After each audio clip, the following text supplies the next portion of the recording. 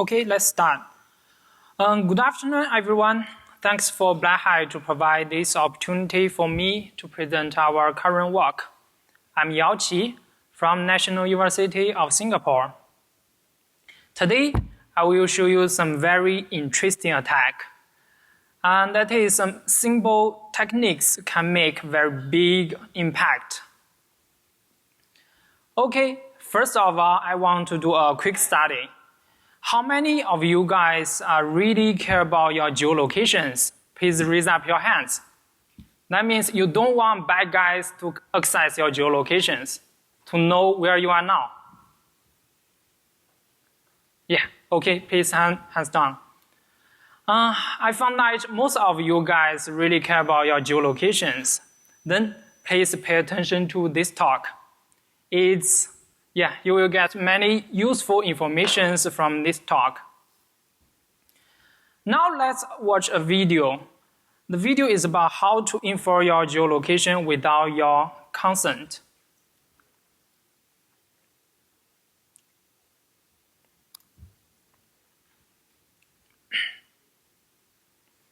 Okay, just like normally we open the Chrome in a private browsing mode, open google.com, and search some keywords like Black Hat, the events we want to attend, and also some places we want to go, and some restaurants we want to go.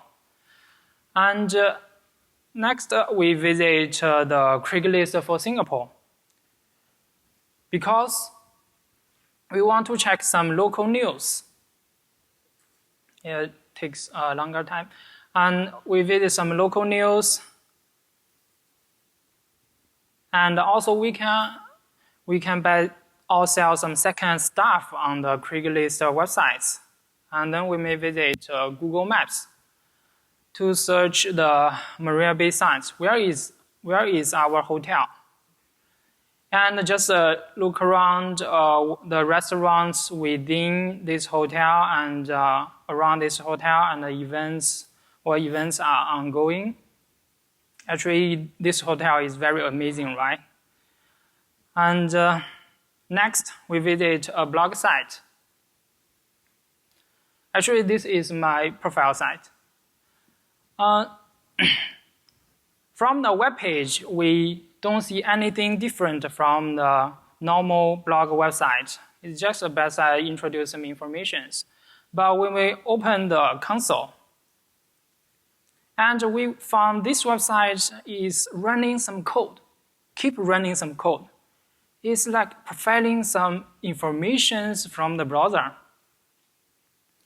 So just keep running the code and profiling the informations. So what's the code? What does this code do? Is it very harmful to us? And after a while, we found that this website, without our consent, they can precisely infer our current location.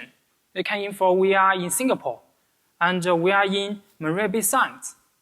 It's amazing, right? So let's switch to the slides.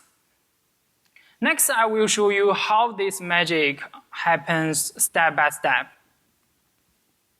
So in this talk, I will first introduce the background of geolocations in browsers, and how does browser cache work, and also the timing channels exist in our current browsers. Next, I will introduce our amazing attacks via the browser cache. Next, we did some experiments and evaluations of different websites and browsers, show the prevalence of such attack. Next, we discuss the potential and existing solutions to defeat such attack. And we also provide the demo for the attacks in TorBrowser. The last part is the Q&A session. So let's start. Nowadays, browsers and websites often access our geolocations to provide customized services. Like when we visit google.com, it will automatically redirect us to our country's Google's website. Like when we visit Google in Singapore, actually we visit Google actually we visit Google for Singapore, right? We can see the logo. And similarly, when we visit GoDaddy, it provides country-specific sites for us.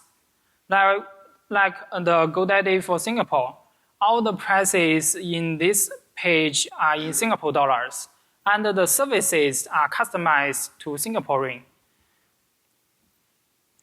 So what does these geolocations provide to us? On one hand, allowing browsers and websites to access our geolocations can provide benefits to us.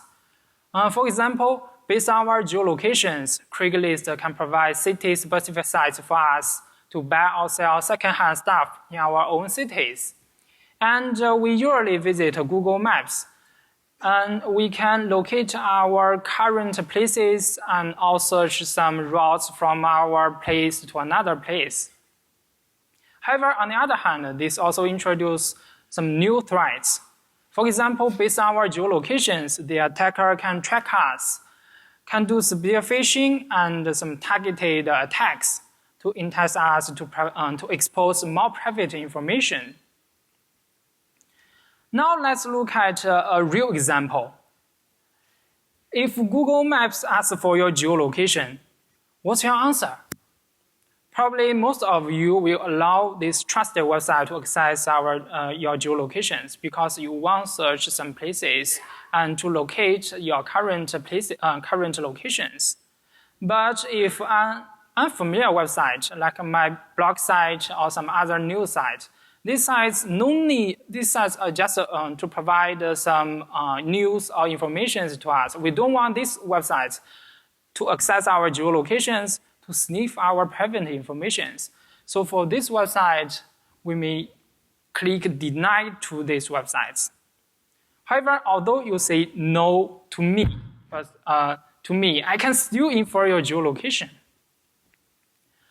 When we're talking about geolocations, how do browsers and websites get to know our geolocations? Traditionally, there are three sources. The first one is by users' manual input. For example, there are many websites. They provide forms for us to just input our countries, cities, and streets. In this way, they can get our geolocation.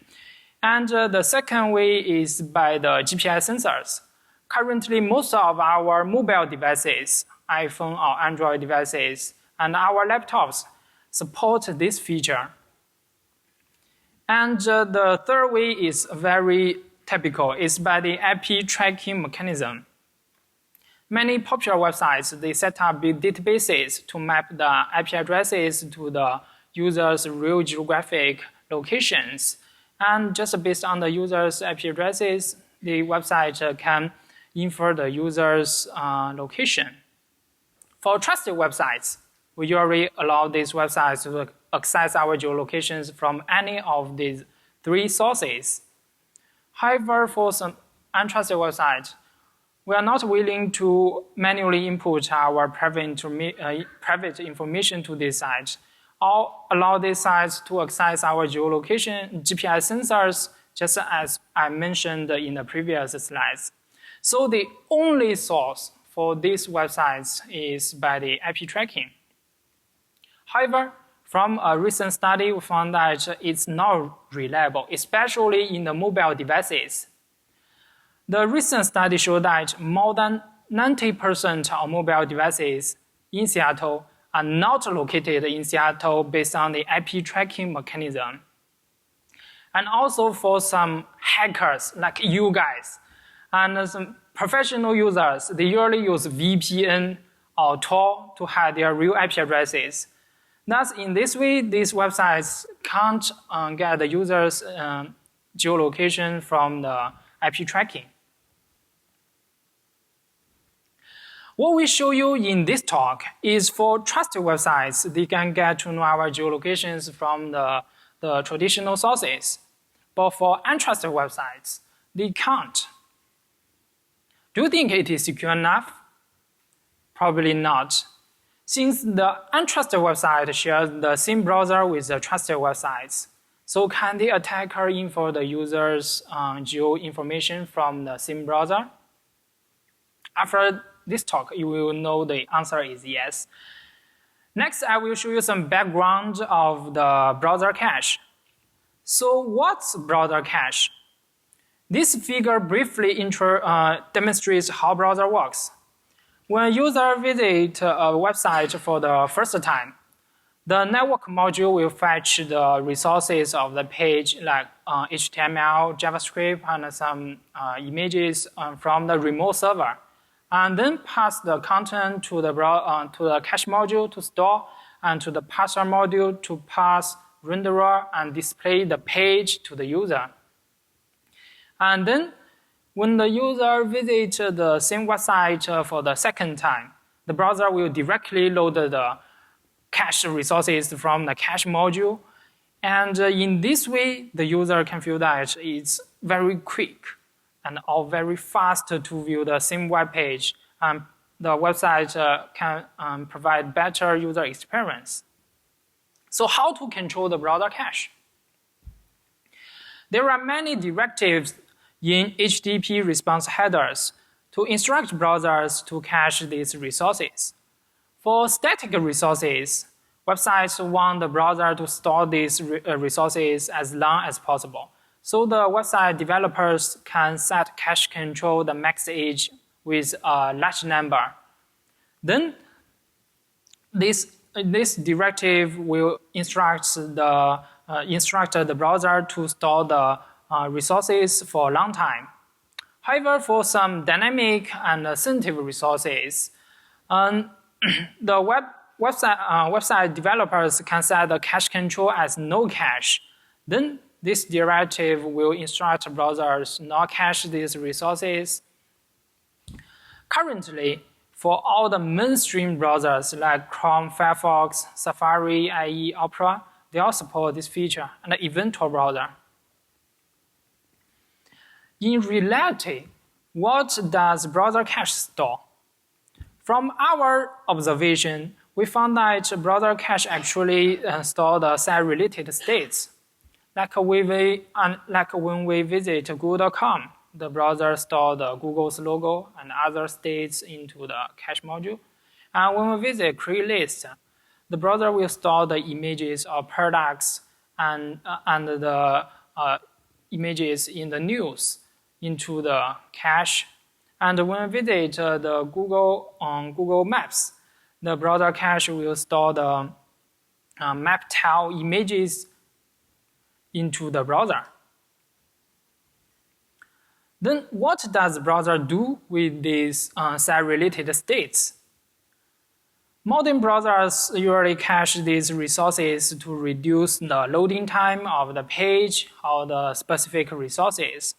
For example, when I first visit Google.com, it takes around 1,360 milliseconds. Then the browser caches the image and other states. So when I visit the same page for the second time, it only takes around 320 milliseconds. And the third time is similar. It only takes around 350 milliseconds. So we can see the big time difference between the loading time without cache and with cache.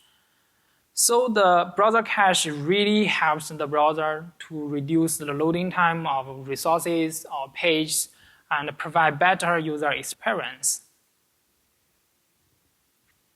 However, if a user visits a malicious website, the site can also load the cache resources and measure the time difference. And based on the time difference, like the time difference between the first time, second time, it's the loading time without cache and with cache. It's quite significant. But if the resource is already cached in the browser, the time difference is quite small.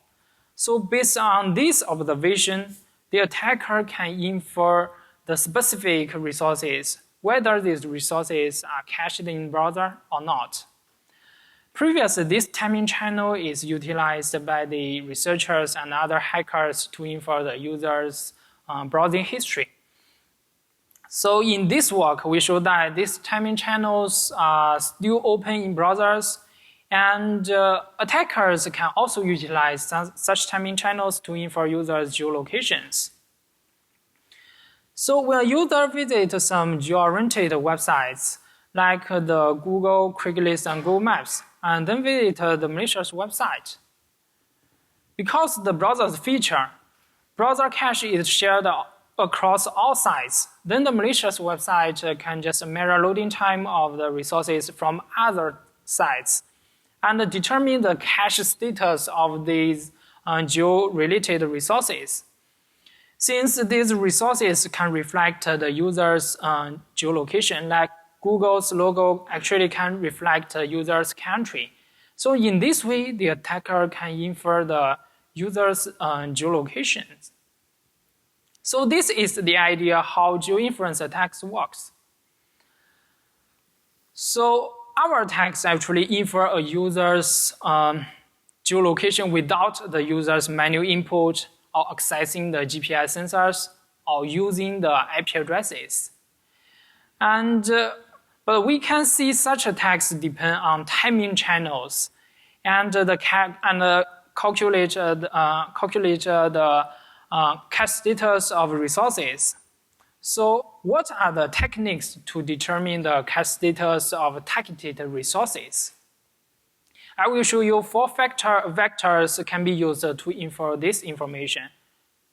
Actually, there are also some other techniques that can also determine this information, but we will cover these 4 vectors as the representatives.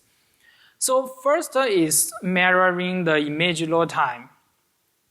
We first create the image element for for each image or each website's logo, and set the start time in the attribute and the end time in the unload event handler. And then we calculate the time interval between the before loading the resource and the unload event handler phase. And we count this time interval as the image load time. Similarly, we can also measure the page load time for some websites. We first create the iframe element for every website or page, and then set the start time in the attribute, end time in the unload event handler, and calculate the time interval, and then we get the loading time of a specific page. But this technique is limited by the cross-frame options.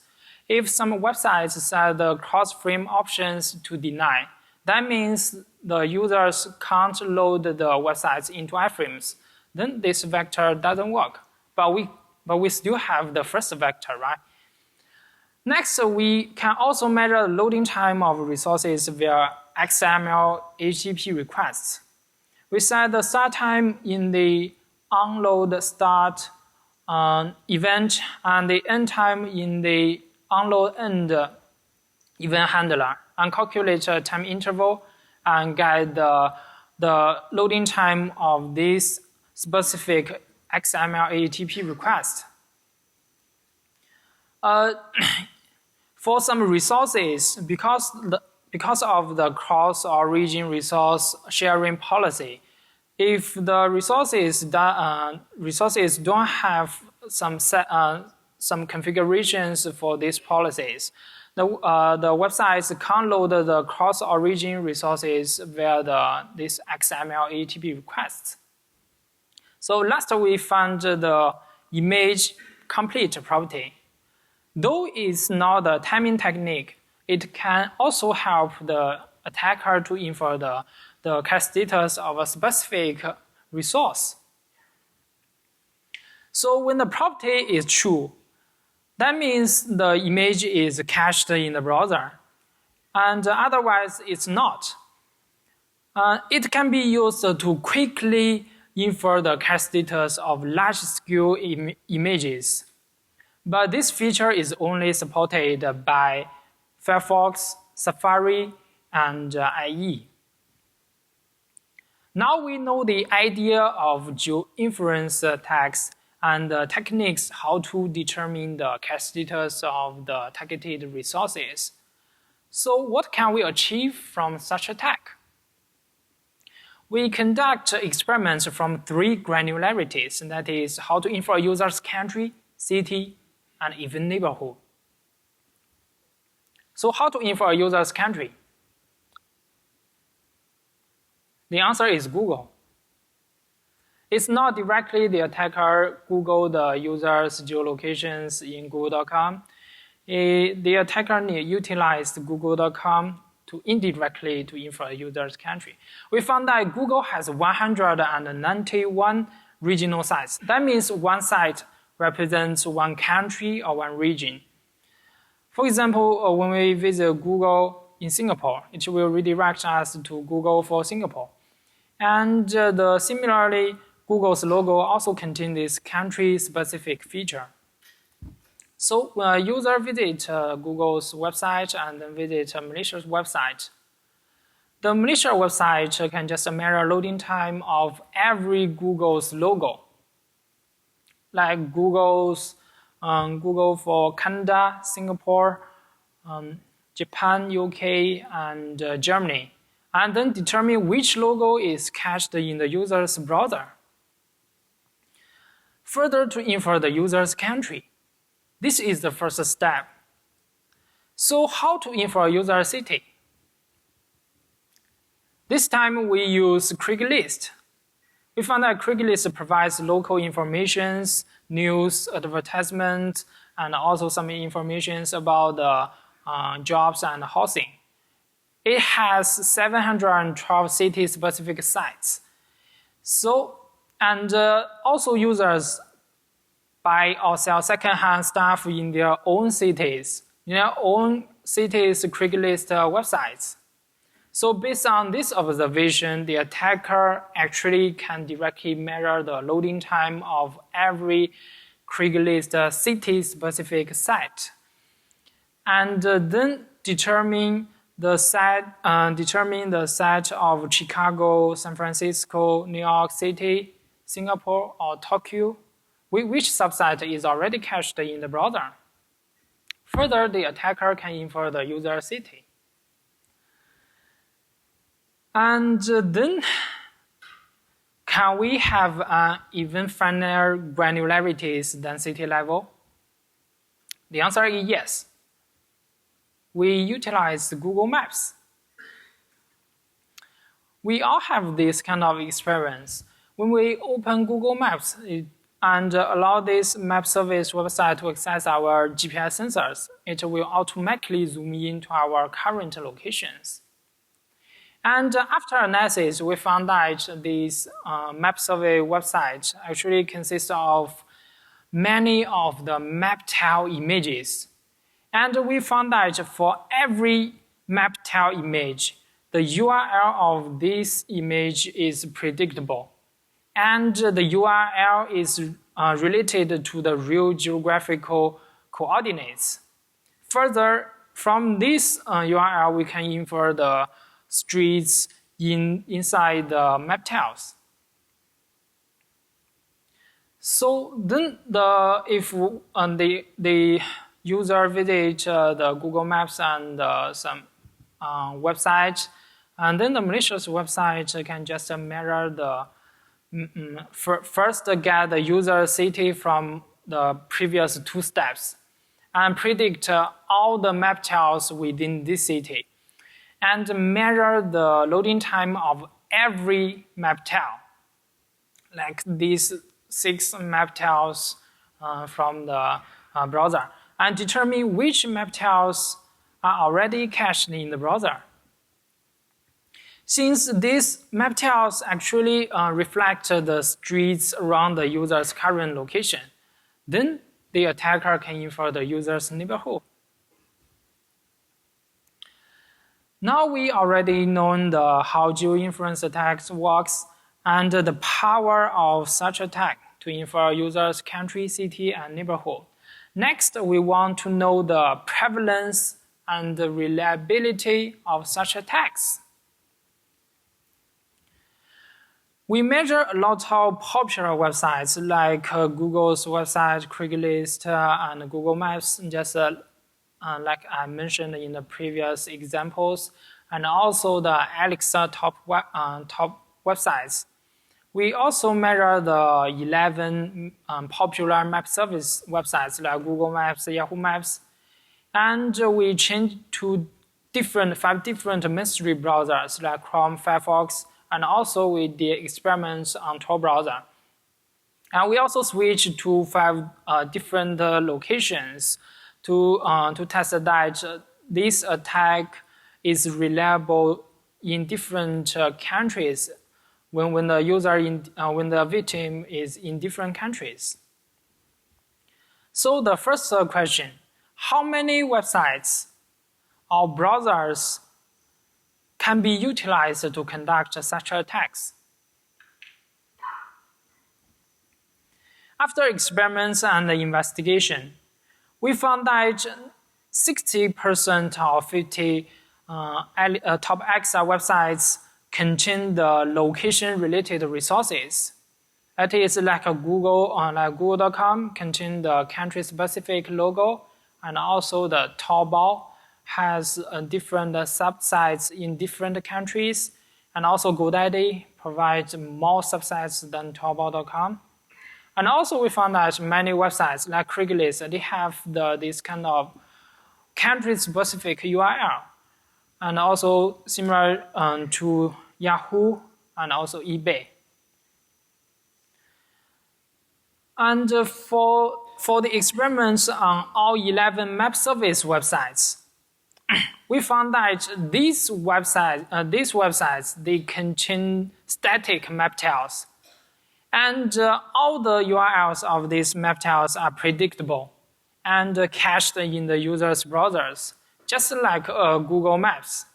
So the attacker can just predict all the map tails within the user city, and further to conduct the Geo-Inference attacks to infer the streets user previously searched or around the user's current location.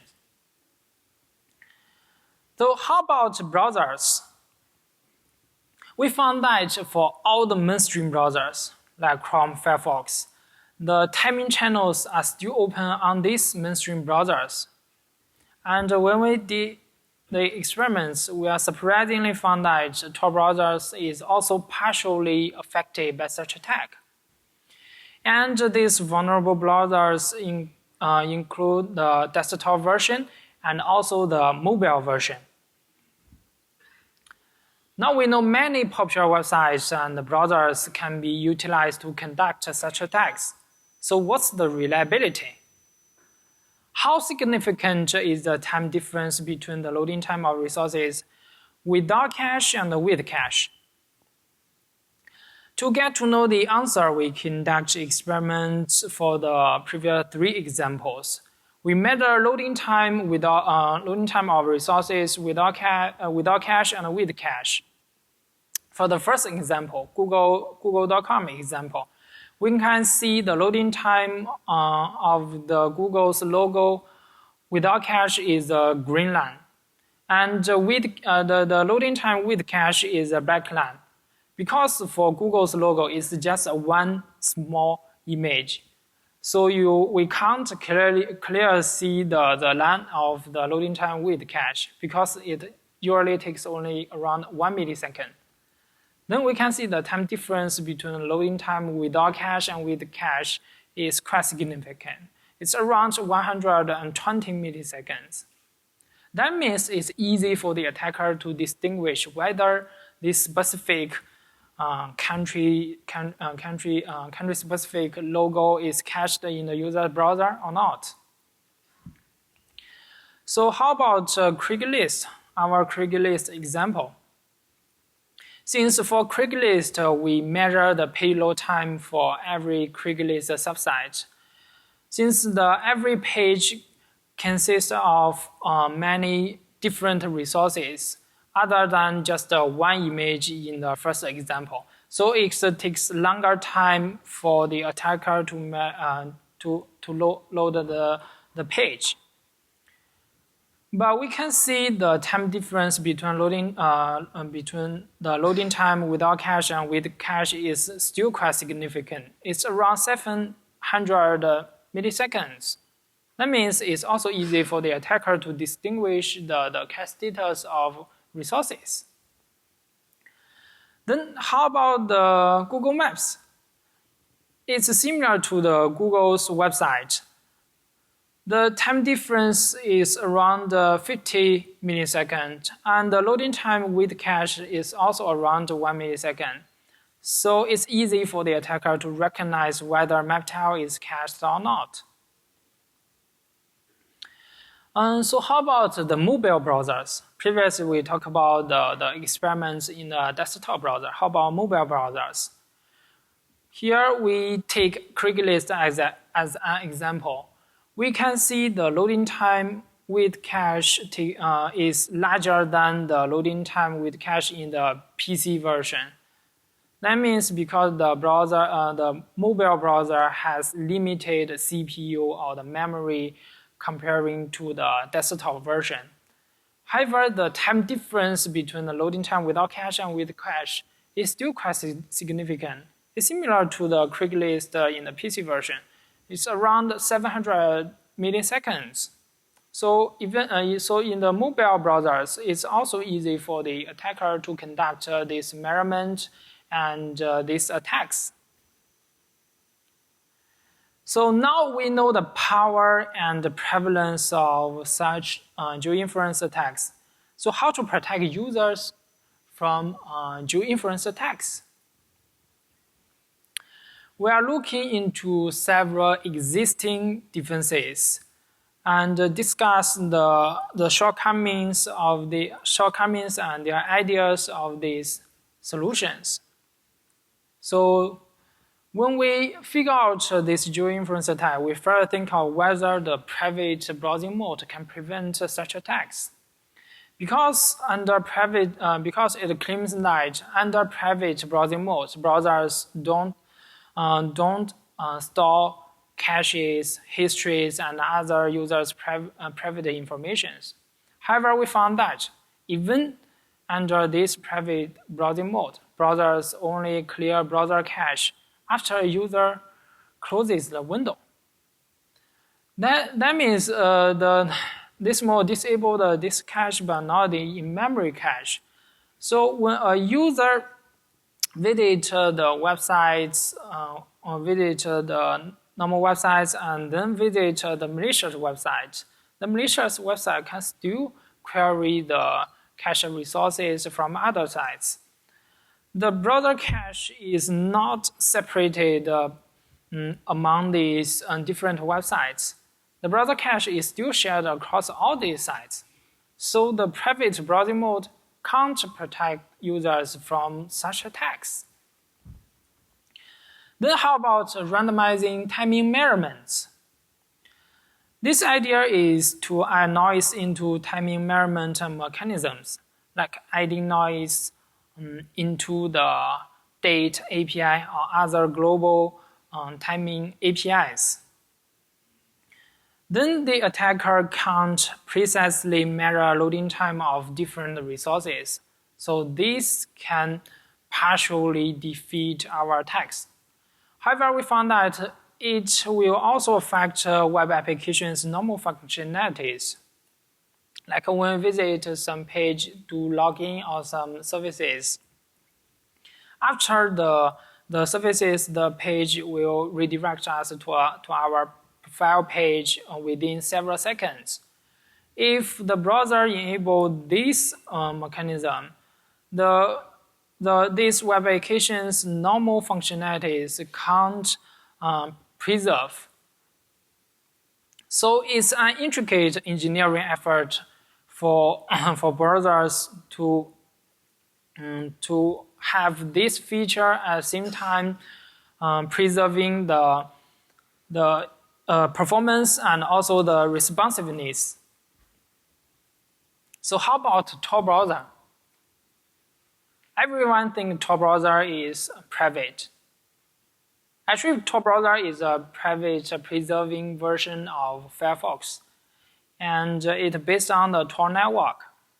Tor network is try to hide the users or the initiators' IDs or the IP addresses from the other adversaries. Actually, after experiment, we found that TorBrowser has done a good job. And that means TorBrowser provides so-called unlinkabilities, which adds an additional ID equal to string probability to label every cache entry with the top-level Windows domain. Then the malicious website can't measure the loading time of the cache resources from other sites across different tabs.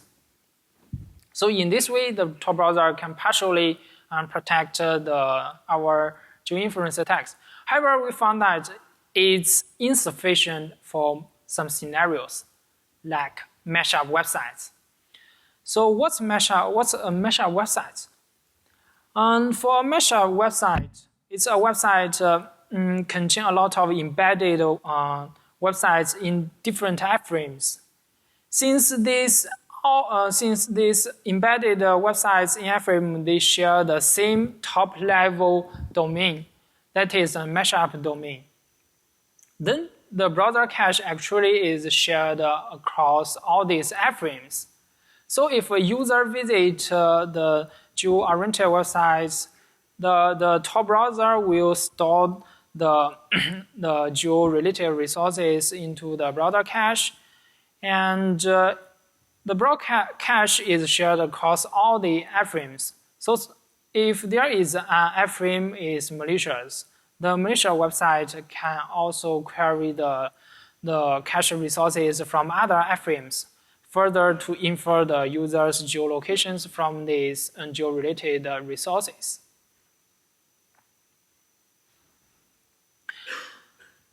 Then we can see even TorBrowser doesn't perfectly to prevent such attacks. So what's the complete solution? No, we first showed a demo video of our attacks in TorBrowser. It's the second part.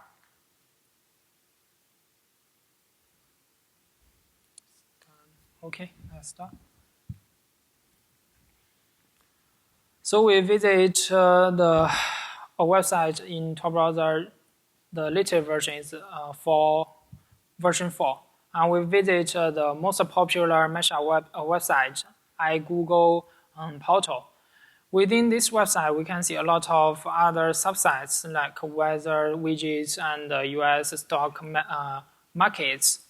They are all in different iframes. And we can see there are also many news from different news sites, like from Yahoo News, CNNs, and PC War, some other news sites.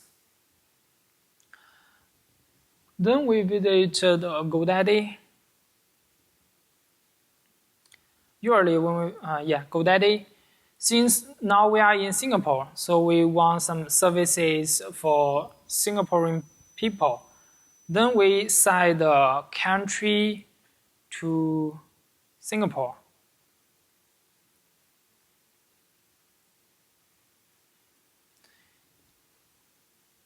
Then we can see all the logos are in Singapore and all the prices are in Singapore dollars, and the services are for Singaporean.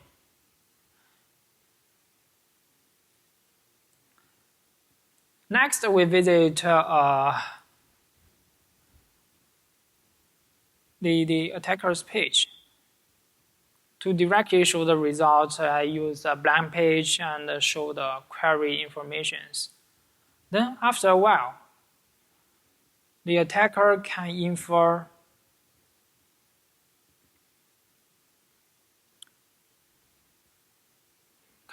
the user's geolocation. The country is in Singapore. Actually, this information is extracted from the GoDaddy's website. This video is just to show you that TorBrowser is not perfect. Our Geo-Inference attacks can still have the chances to infer user geolocations in TorBrowser. Okay, next we want to find a better solution than TorBrowser. So we have this idea, segregating browser cache. The basic idea is to deploy the same origin policies on browser cache. That means for every website, it can't load the cache resources from other sites, either across different times or across iframes.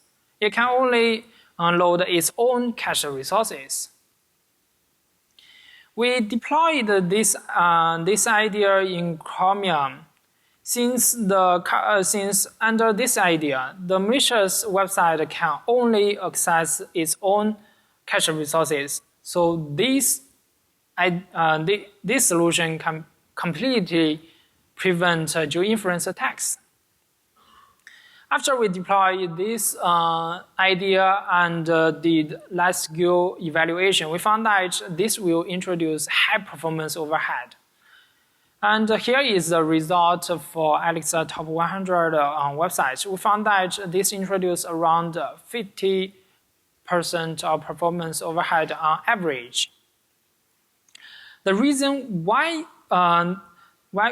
this introduced such large performance overhead, after analysis, we found that many popular websites, they include third-party libraries like jQuery, from the jQuery.com or from codegoogle.com. And they also include many static resources like images and scripts from the CDNs. Actually, currently, it's very popular for websites to host the static resources in CDNs. Thus, the URLs of the resources is in CDNs are different from the original websites. So these resources can be cached under this mechanism. So I think that's why for all the mainstream browsers, they don't deploy same-origin caching policies in their current versions. Now we are facing a question: to cache or not to cache? I have two suggestions for website developers. The first one is no cache for location-sensitive resources. That means for the website developers, they can set the cache control as no cache for in the HTTP response headers for these resources. We actually did evaluations on 20 websites, and we found that this only introduced a small performance overhead. Actually, less than 20% of performance overhead to the websites. But for some map service websites like Google Maps and Yahoo Maps, actually this website will store a large scale of map tiles. So even this solution will also introduce a large performance overhead. So we have the second suggestion: prefetch the redundant location-sensitive resources.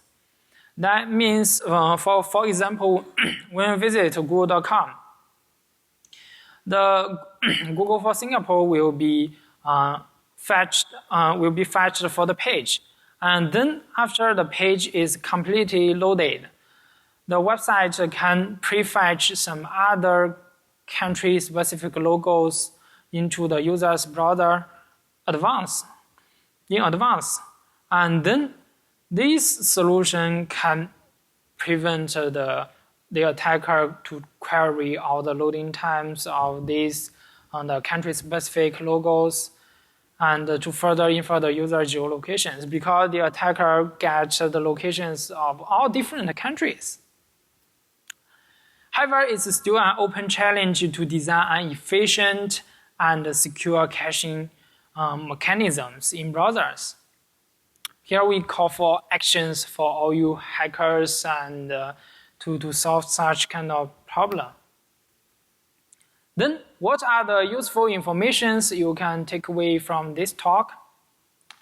First, I think you know the idea of timing channels are still open on all the mainstream browsers and even TorBrowser.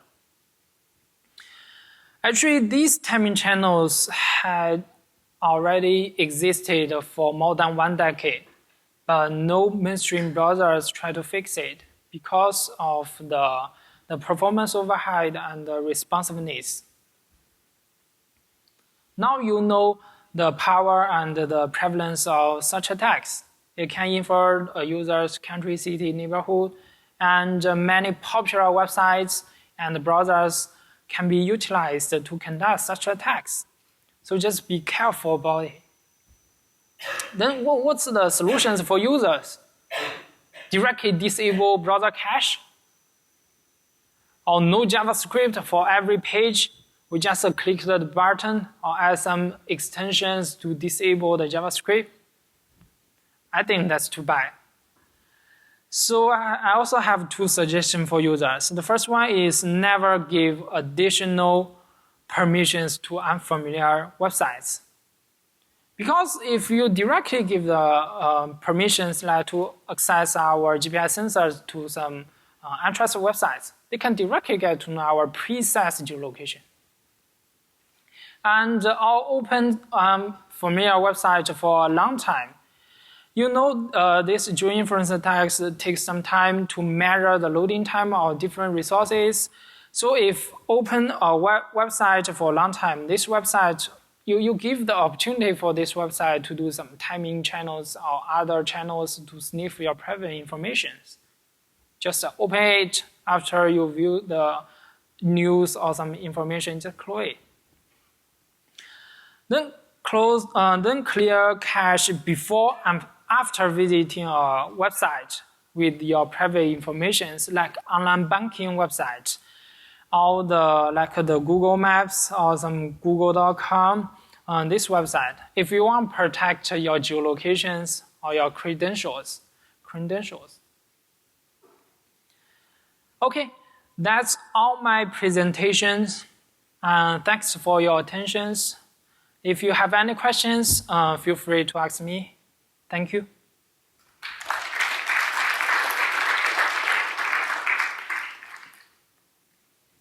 Questions? Yeah, please. Do multiple private browser sessions share the same cache also in memory? Session, you mean window or? I can open multiple private windows. Right. Do they share the same cache? Actually, once you open a new window, the browser cache will be cleared for that window. Right.